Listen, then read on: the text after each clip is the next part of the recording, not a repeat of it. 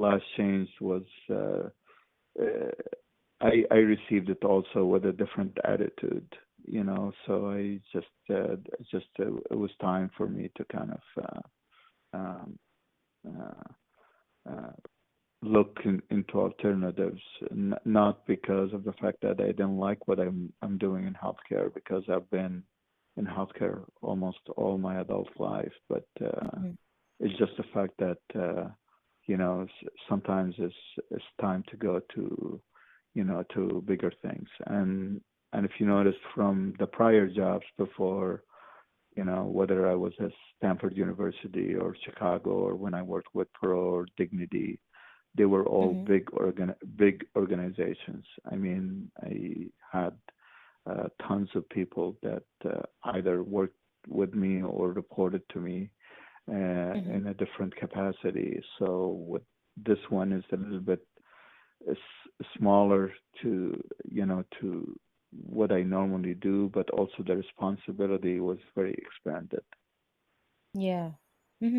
So, like, you had no direct reports in this particular role? I reported directly to the CFO. Hmm. Okay. But then for you, I mean, yourself, you didn't have any direct reports under you? Oh, I did. Mm-hmm. I had a total of seven, Okay. and I had one vacancy when I left. Mm-hmm. Actually, two vacancies that I needed to fill when I left, um, Okay. and uh, and the rest of them are there was a lot of outsourced people and consultants. I had Okay. three consultants, and uh, typically in a lot of different areas, I did use a lot of outsource uh, Mm-hmm. because we tend to operate a little bit more in a I kind of used to manage in a more of a as needed and project based. Mm-hmm.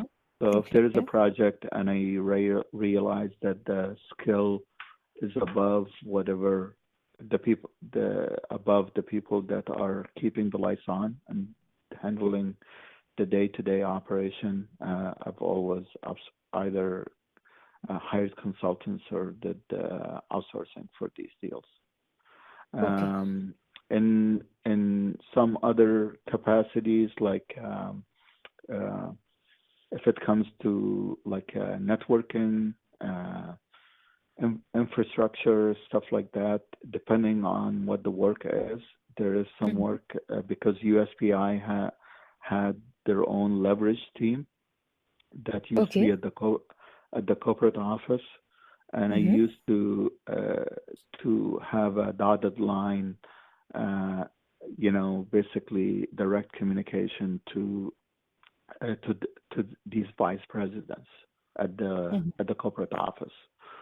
Okay. So in some occasions, I used to lean on them for assistance. For example, just before I left, I was kicking off a project for a refresh of the network, Mm-hmm. and that refresh of the network was all my staff was there to assist and and collaborate in a way and learn, but Okay. really it was all directed by a USPI corporate staff. So Okay. once I spec'd out the equipment, we purchased the equipment. I decided who are the resources. We opened up a project. We resourced the project, and then they implemented the upgrade, Okay. the Got refresh. it. Well, it wasn't really an upgrade. It was purely just taking everything out and putting new stuff in. Really. Okay. Okay. Perfect. And so, when you mentioned that, hire and contract systems, application analysts, programmers, consultants. So, do these all include all the people that were on your team, including outsourced team members and those who were there with you in-house? Can you repeat that again? I didn't understand it. Yeah, so you have mentioned that higher end, contract systems, application analysts, programmers, consultants, and support specialists. So for I was asking that all these people were there, like these were the people who were reporting to you. Yes, I Okay. typically would sign some type of an engagement, like a statement of work or a Mm-hmm. contract with them, and in some occasions these contracts are extended between just come in and implement and do the knowledge transfer and get out. And Mm-hmm. in some occasions, it's basically they come in and they become entrenched as part of our daily operations. So Okay. once they implement, they are on the hook for whatever the contract term is, a 3 year or a 5 year. They are there to do what you would call a platinum support. Okay. So they are all what my staff would do is just call them, say, hey, we have a Mm-hmm. problem, and they remote in, dial in, and they look at the issue and find out what caused the issue, and then they go from there. Okay. So there's a lot of systems that because of the fact that we're you know uh, a 24/7 inpatient hospital. So Mm-hmm. so some of the support that we have, I've had to make sure that that there are people available on call 24/7, whether it is on the vendor side or our side. And really, for the most part, if it is on our side, all what we're doing is we're opening a ticket for them on their side so that they can uh, hop on and help us kind of troubleshoot and assess the issue. So Okay. in a way, most of the staff that I had probably level one, level two, and Mm-hmm. the level three, the most senior. I would probably say I always had some type of a contract agreement with somebody to do that Okay. stuff. Okay. Perfect. Okay, and so the vendor that you work with, that company that built the website and also ran the marketing activities, online marketing activities for the company. So, can you quantify, like, do you have any stats in place to assess like what has been the success of having that company in place? Like, if the online traffic has improved on the website, or uh, if any other success, if the company is ranking on the website, the website ranking has improved. Yeah, absolutely. I mean, I don't have direct numbers, but Mm-hmm. but definitely we're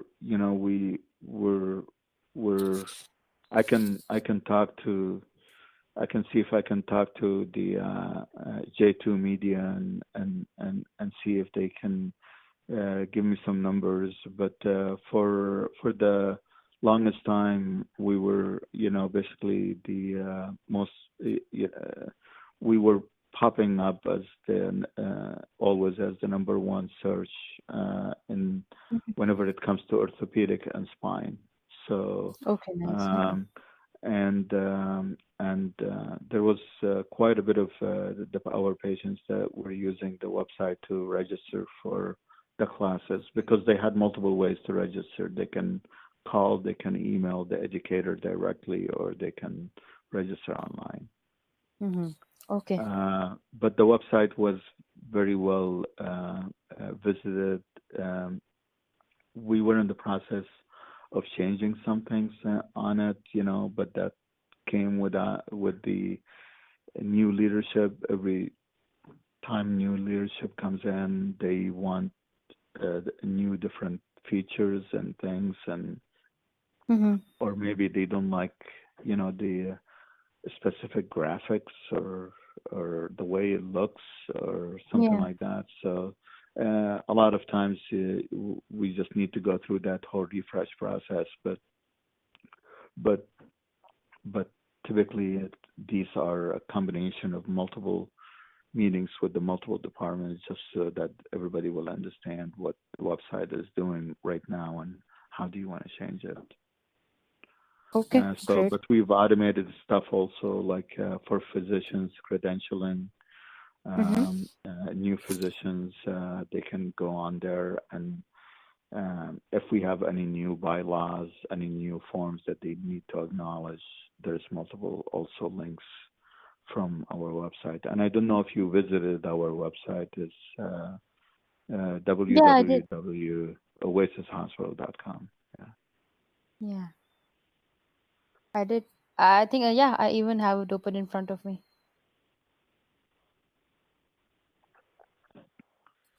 Okay. So we have a provider section. We have the all our HR.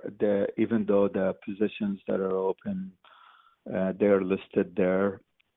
Mm-hmm. Really, there is a third-party company that feeds into that website Okay.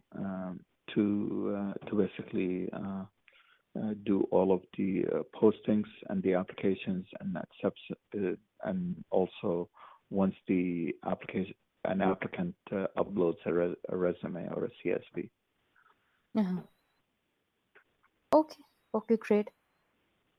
And so then you were also responsible for, ensuring that if there are some system upgrades or replacements in place, then these needs are met. Yes, or if or for all of them, any type of system that needed a critical update or we're about to fall of out of support or there were major enhancements that were Mm-hmm. included or compliance stuff that we needed to do. Uh, we kept all of these systems current. Um, our EMR system, for example, Meditech, we kept it. We used to go through at least quarterly, and in some occasions we used to add another change. So 5 changes in 1 year. Uh, Okay. but radiology, same way. Lab systems, they all had Mm-hmm. to be certified because the pharmacy and the lab, um, their systems had to be certified every single year. So otherwise, Okay. they lose their licensure for either from CLIA for lab or for pharmacy. Okay. Okay, perfect. And so, in terms of, analyzing the need to upgrade or to replace the system, so like, were you monitoring these systems on regularly to see that if there are some needs in place? Yes, always ahead. I'm always ahead of the and sometimes in more annoying ways than other because of the fact that uh, budgets are very limited, but Mm-hmm. you always have a wish list. So yeah, Yeah. there's a lot of there's a lot of solutions where I've either implemented based on recommendations or based on observations of what's going on, or based on the fact that I'm sitting in multiple meetings and I hear what the pain points are. Mm-hmm. So basically, that with that comes, whether we should swap out the system altogether or upgrade the system altogether to a new platform. So I just before I left, I think there was a list of over 37 different projects that I actually had open, and they were all related to either replacements or upgrades or Okay. new additions.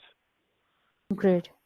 And this is not even including anything that existing. This is just brand new stuff for, to address the need of serialization or Mm-hmm. tracking or business intelligence or um, just entertainment in general. They wanted. I mean, right now it's like also the patients come in and they're all like, "Oh, Mm-hmm. the quality of the TVs. Why don't you have high definition and Uh-huh. broad, channels and all of that different stuff?" And so you're always revisiting some of that stuff. So, for example, up until a year ago, we used to have all of our security system was biometrics. It was fingerprint. Uh-huh. Okay. So we actually switched out all of that to proximity, and Mm-hmm. also we enabled a licensing functionality for the physicians to where they can use their cell phones. So that Okay. so basically they can click on just wave their phone in front of a door and it will open as long as they have access to it. It Oh. uses Bluetooth type of functionality. So Mm-hmm. we've always worked on stuff like that. The security, they complained that the staff didn't feel secure, so they wanted a recommendation on some type of CCTV cameras and everything else like that, and do we put them, and what additional cameras do we put? So we also did a lot of stuff like that. That was last year. We were very focused on the security aspects of the Mm-hmm. upgrades. Yeah. This year we're a lot focused on the operational aspects. How do we expedite the patient flow, a little Mm-hmm. bit more. Okay, great. And so you also collaborate with architects and construction contractors and engineers. So, in terms of like, why do you have to coordinate with them? Whenever I have to coordinate with them, it's basically to talk about lack of connectivity, loss of connectivity, unreliable connectivity with certain things, whether it's TVs or phones that are dropping calls for, like we have an ASCOM system in the Mm-hmm. hospital, Wi-Fi related stuff, also network drops, like Cat 5, Cat 6, Cat 6. Mm-hmm. It's basically just um, making sure that all of these connections are working and the computers are working. So in some occasions, some of these drops go dead, and sometimes that's because of a degradation in the wiring itself. So we have to replace it, and in some occasions uh, it's just the fact that somebody pulled something through the wall really hard, and we just need to replace the entire uh, you know uh, container or wall mount that is there. Okay. So I was always responsible for anything that has to do with the cabling of these type of systems and the network drops. Maybe in some occasions they felt the need to add more TVs and in front of nursing areas or computers Mm-hmm. or something like that. So I always had vendors that are ready to come in, and part of all what they do is do the cabling and certify the cabling and do the installation for the cabling, whether it's in the OR or within the OR suite or outside the facility itself. Okay. Okay, that's perfect. So then, I have anything else from this role of yours that you think we haven't discussed so far, or something that could be worth mentioning for the resume? No, I think it just um, to sum it up, I think it's really the my responsibility expanded over a wide range, but it really had to do with anything that plugged in, because right Mm. now you can't do anything without doing anything with IT. Yeah. So, for example, our scrubs were disappearing because everybody liked our scrubs and liked our logos, so they used to steal them. So ended up we ended up installing scrub dispensing machines, but these dispensing Oh. machines needed cabling, wiring, uh, and also you have to set up a security system that is Mm-hmm. and therefore you have to change the badging system that you're doing just so that you allow them to to get scrubs in and out and give and know who returned their scrubs and who did not and give them credit. So Yeah. uh, so the simple things like that, even though it seems very simple, but whenever you're going through the process, it's a lot of work from an implementation perspective, just because you're doing that type of machines. First, we installed machines were just dispensing machines, and they had a separate card for it.